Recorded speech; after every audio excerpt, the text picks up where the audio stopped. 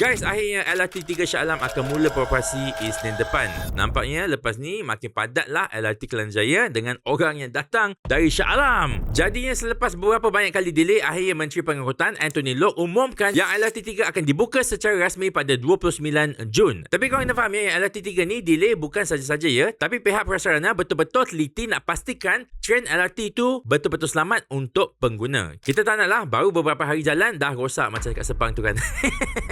Kalau kita nak recap sikit ya, apa yang pernah cakap tahun lepas, yang LRT 3 ni akan menghubungkan hampir 2 juta penduduk dari area Shah Alam. Macam kita tahulah, setiap pagi highway daripada Shah Alam nak masuk ke KL memang jam dengan kereta. Terutama sekali lepas tol dekat Federal Highway kat Shah Alam tu telah dimansuhkan. So ramai orang kata, murahlah sikit nak bawa kita kan ke sana. Jadi dengan pembukaan LRT 3 ni, kita harap ia dapat kurangkan sikit kesesakan di jalan raya. Kalau kita tengok ya, the route untuk LRT 3 Shah Alam ni adalah dari Johan Setia ke Bandar Utama, dan kalau nak ke laluan Kelana Jaya ada dekat Glen Mary 2 masuk ke Glen Mary. So kita akan tengoklah next week nanti macam mana ramai orang akan turun Glen Mary dan berlari-lari masuk ke LRT laluan Kelana Jaya. Yelah kan, sebab ramai yang kerja area laluan Kelana Jaya macam KLCC dan juga Bangsa. By the way guys, I rasa dalam masa terdekat ni I nak ajak pakar ataupun anyone dalam public transport punya industri untuk masuk dalam Financial Faiz Podcast untuk bincang isu public transport di Malaysia. Jadi I nak tanya pendapat korang lah, siapa korang rasa I patut jemput dan apakah isu yang kita patut discuss. Cuba komen dalam ruang komen di bawah dan share juga korang punya opinion tentang LRT 3. Adakah korang tak sabar ataupun biasa-biasa saja?